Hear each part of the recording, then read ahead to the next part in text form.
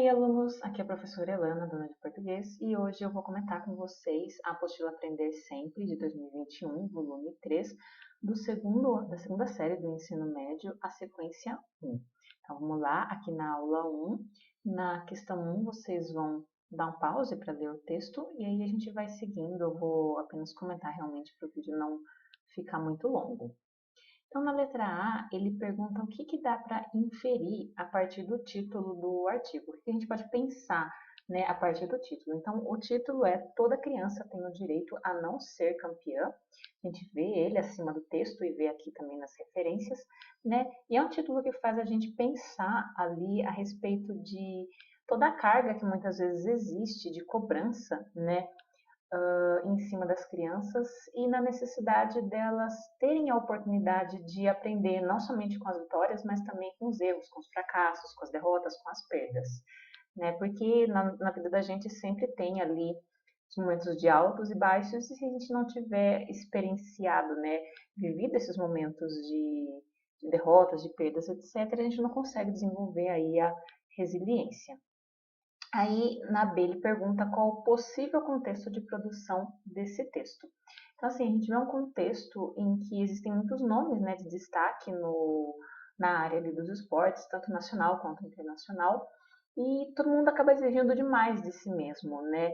E aí acaba que exige-se demais também das crianças, mesmo quando elas querem fazer um determinado esporte, às vezes apenas por lazer, tal, porque é legal, porque é bacana, né? Mas a gente acaba transformando tudo em uma necessidade de produzir, ser produtivo, tal, e aí cria essa cobrança aí em cima das crianças que os próprios pais muitas vezes acabam impondo, né, em cima delas. C. O que entendemos por prejuízos psicofisiológicos? Então, psico aí vem de psicológico, né, relativo à mental, à saúde mental, e fisiológico aí já é relativo mais ao corpo, à fisiologia do corpo. Então, assim, um prejuízo psicofisiológico seria algo no sentido de que esse indivíduo, né, ele poderia ter aí um prejuízo tanto na saúde mental, no seu psicológico, quanto no seu corpo, na sua parte física mesmo, por conta da pressão excessiva, por conta do excesso de treinos. Então, essa mais ou menos é a ideia. D. Qual a relação entre o artigo apresentado e a proposta desta aula? Então, assim, é um artigo que faz com que a gente pense sobre as possíveis derrotas que a gente vai enfrentar, a necessidade de se permitir, né, de permitir aos outros viver esse tipo de experiência. E aí a ideia é que a gente se posicione diante dos argumentos do texto, conheça a respeito do assunto, se posicione, para a gente ter a nossa própria opinião também sobre esse tema que é colocado aí. Na 2A, ele pede para preencher o quadro com os problemas abordados no texto e as consequências que são colocadas para cada um desses problemas. Então, por exemplo, estresse emocional é um problema que o texto aborda e uma consequência, né, desse estresse emocional, né, pode ser o pouco rendimento ou o afastamento. O uso de drogas nas atividades esportivas é um problema que pode ter como consequência punição por doping. E então, assim por diante, né, a ideia é preencher realmente o quadro.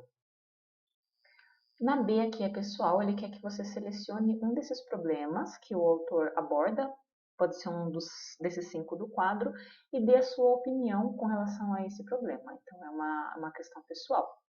Aula 2. Aprofundamento temático. O que ele quer que você faça aqui? Ele quer que você selecione um determinado tema, né?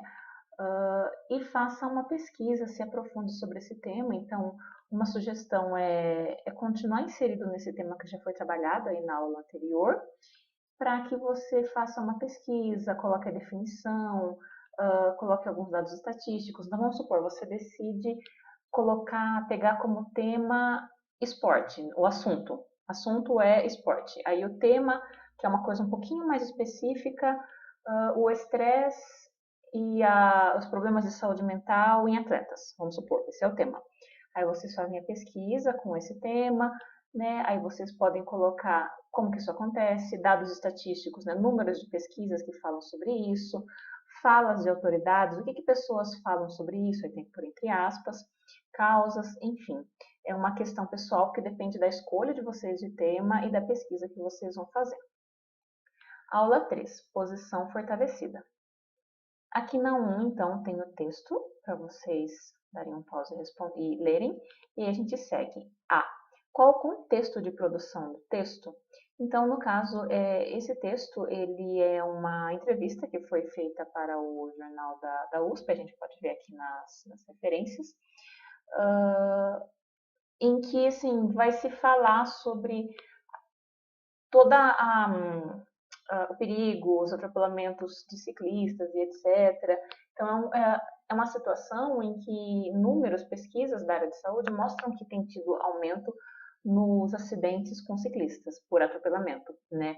E aí, diante desses números, as autoridades, né, muitos estudiosos também na área podem ficar preocupados, e aí surge o contexto de falar sobre o assunto, tal, refletir sobre o assunto para, de alguma maneira, poder buscar soluções.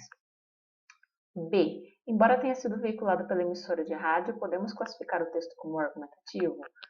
Sim. Então, assim, independente de ter sido veiculado aí pela emissora, o texto está defendendo uma ideia, ele está defendendo um ponto de vista sobre um tema e está tentando convencer o leitor dessa opinião dele. Então, sim, é um texto argumentativo. Aí na C ele quer saber sobre a sua opinião sobre os acidentes de trânsito envolvendo ciclistas, então é uma questão pessoal. D. Por que, mesmo sabendo dos números elevados de acidentes e mortes no trânsito, ainda assim temos tanta imprudência? Então, assim, um dos motivos que a gente pode apontar é a falta de regras mais rígidas, né? A falta também de orientação, algumas lacunas que a lei tem aí que não especifica muito a respeito desse tipo de acidente. Então, assim, muitos acabam fazendo as coisas sem pensar, de maneira imprudente, porque não tem medo das consequências, né? Mas isso é um dos motivos que a gente pode apontar. De repente, vocês podem enxergar algum outro. E. Que ligação é possível estabelecer entre esse texto e o artigo presente na atividade 1 da primeira aula? Então, assim, são textos que vão falar de problemas do cotidiano que a gente vive. Então, assim, se por um lado o primeiro artigo, ali da aula 1, ele vai falar sobre estresse emocional, né, ali relacionado com a questão do esporte, o segundo vai falar sobre esses atropelamentos de ciclistas, esses acidentes, etc. E aí a gente percebe que, querendo ou não, são problemas que envolvem saúde pública. Então, o estresse ali, os problemas relacionados ao excesso de cobrança no esporte e os acidentes com os ciclistas são problemas que vão afetar uma parcela da população, então é do povo o problema, é público o problema, então é de saúde pública. Né? Então, nesse sentido, a gente pode aproximar, né, os dois textos. Agora, na 2, ele quer que vocês voltem para o texto e localizem o que o autor faz para fortalecer a ideia dele, a opinião dele. Então, ele tem uma opinião ali que ele defende e ele vai usar alguns recursos para fortalecer isso, para defender essa opinião. Então, qual é o assunto principal? Né? No caso, a internação, né, e mortes, né, de ciclistas nessa década, um número alto, e por conta aí de acidentes de trânsito. Aí ele quer que vocês encontrem também uma relação de causa e consequência. Então, por exemplo, aqui na questão da imprudência no trânsito, é uma causa, né? Ele até colocou exemplo aqui, né, entre aspas, tal, para ilustrar o que seria essa imprudência. Então aqui a gente tem uma causa, né, que vai gerar como consequência todo esse cenário aí preocupante para os ciclistas. O desconhecimento dos motoristas em relação às particularidades dos ciclistas também é uma causa aí que vai gerar como consequência os acidentes e assim por diante a gente vai apontando outras. Dados estatísticos na letra C basicamente são dados de pesquisas, números, né, que porcentagem, números, quantidade, né, tudo relacionado aí a números que vai embasar, né, o argumento do autor. Então, 13.000 internações, 13.718 ciclistas mortos e assim por diante. D. Citações. Então, o que é uma citação? É quando eu vou pegar a fala de alguém e vou colocar no meu texto. Então, uma citação, né, num texto argumentativo, é sempre para fortalecer o argumento. Então, aqui, ó, ele vai colocar a fala aí do Maurício Godinho, que é considerado uma pessoa que que pode falar sobre o assunto, né, com autoridade, e então essa é uma maneira de fortalecer também o argumento do texto. Lembrando que a citação tem que vir sempre entre aspas, porque se eu não coloco entre aspas, aí eu misturo com a minha fala, não sei o que é do que, né?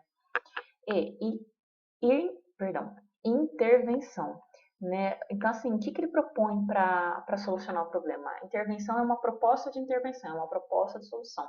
Então, se eu apresento um problema no texto argumentativo, um problema que eu estou debatendo, eu preciso propor uma solução, senão eu vou só ficar falando do problema e não vou pensar em uma maneira de resolver, né? Então, propostas aqui de intervenção: promoção de diálogo com movimentos coletivos de ciclistas, né, de cicloativistas, aumento de pressão para diminuição de velocidade e maior sinalização, mais educação no trânsito, são propostas aí de intervenção que foram feitas. Aula 4, recursos linguísticos. Então, na questão 1 também tem um texto para vocês lerem, né? Percebam que tem aí alguns pontos que estão, inclusive, em destaque. Aí na letra A, de acordo com o seu conhecimento e as discussões em outros blocos de aulas, a que tipo e gênero textual pertence o texto que você acabou de ler? O interessante nessa questão é que ela diferencia tipo e gênero textual. E são diferentes realmente, né? O tipo é como se fosse um grupo maior. Então eu tenho algumas tipologias, alguns tipos de textos, e dentro desses tipos eu tenho vários gêneros. Então, por exemplo, dentro do tipo argumentativo, eu tenho dissertação, eu tenho editorial, eu tenho artigo de opinião, né? Dentro do texto de tipo narrativo, eu tenho crônica, eu tenho conto, eu tenho romance e assim por diante. Então, o tipo é argumentativo. E aí, dentro desse tipo argumentativo, esse texto, ele, no caso, é um artigo de opinião. B. Que características podemos apresentar em relação ao gênero textual apontado no quesito anterior? Então, assim, ele não quer que eu fale sobre esse texto que a gente leu em específico, ele quer que eu fale sobre artigo de opinião de uma maneira geral. Então, o artigo de opinião, ele é um texto que pode ser escrito em terceira ou primeira pessoa. Isso é um diferencial bem bacana dele, né? Porque se eu pegar, por exemplo, uma dissertação, que vocês inclusive fazem para o vestibular, eu só posso escrever em terceira pessoa, não posso escrever em primeira. Mas o artigo de opinião me dá essa possibilidade, eu posso escrever em terceira ou em primeira. É um texto que vai colocar argumentos para defender a opinião do autor. O autor assina o texto, então vamos supor o editorial dentro de uma revista, ele vai colocar ali a opinião de toda a equipe da revista, então não vai ter um autor ali assinando. E já no artigo de opinião tem, né? O autor assina. Geralmente é publicado no meio jornalístico, e vai ter que usar aí uma linguagem simples, clara, objetiva, direta e sempre falar de temas da atualidade, né? Temas que sejam ali polêmicos de alguma maneira para que a discussão seja relevante. C. O que podemos inferir no tocante à intencionalidade do autor do texto? Então, assim, a intenção do autor é mostrar a importância de existirem ações que favoreçam, né, a autoestima das crianças. Então, o que não é bacana fazer, né, que pode atrapalhar esse processo de criar a autoestima das crianças. Então, essa é a ideia, a intenção do autor. D. O que é usado para convencer o leitor quanto ao posicionamento assumido pela autora? Então, a autora ela usa uma argumentação baseada em exemplo.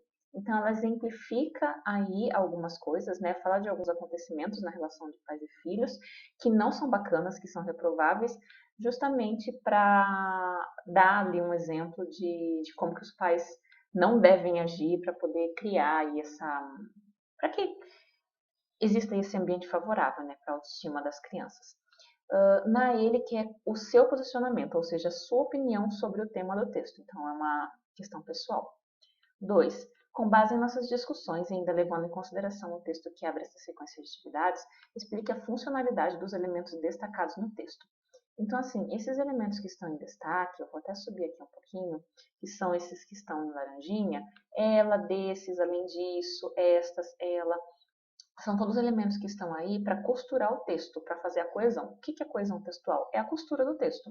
Então, um texto que está coeso é um texto que está bem costurado, que está bem amarrado, que uma oração está bem amarrada com a outra, que um parágrafo está bem amarrado com o outro, que está bem ligado, né?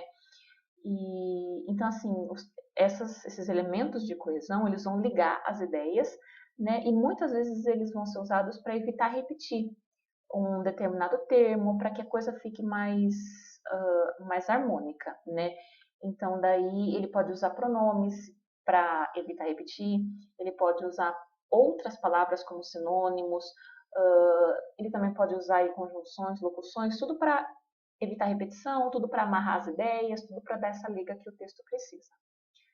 B. Retire do texto as ideias utilizadas para fazer uma espécie de intervenção em relação ao tema. Então, aqui, mais uma vez, é a proposta de solução, né?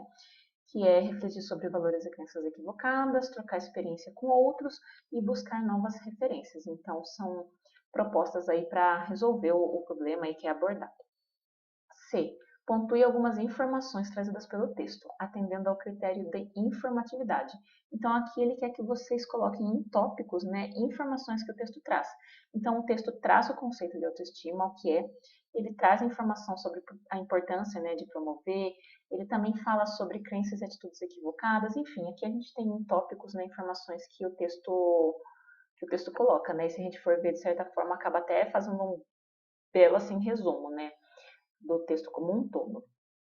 Agora aqui na aula 5, e das 5 em diante, na realidade, são aulas de escrita de artigo de opinião. Então, a proposta é que vocês escrevam um artigo de opinião entre a aula 5, 6, 7 e 8. Ele propõe, né, que você faça a produção desse texto, que você compartilhe com um colega, que você revise, depois que você faça aí uma análise, né, do texto de vocês. O professor de vocês daí pode querer ou não adaptar essas aulas, né, por conta de a gente estar em período de ensino híbrido. Então, de repente, ele pode querer que vocês façam, né, cada aula separadamente, ou pode só querer que vocês juntem tudo e já escrevam a redação, revisem e entreguem. Então, aí depende da adaptação dele, né, mas basicamente a ideia é escrever o artigo de opinião de vocês. Ele não dá tema, então aí depende da orientação do professor de vocês, que pode sugerir um tema ou não, ou talvez deixar livre. Então, vocês vão fazer aí sobre um determinado tema um texto opinativo.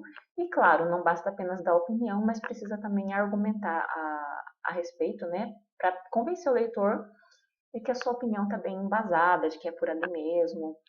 Vocês podem colocar citações de alguém a respeito do tema, vocês podem colocar dados de pesquisas e assim por diante.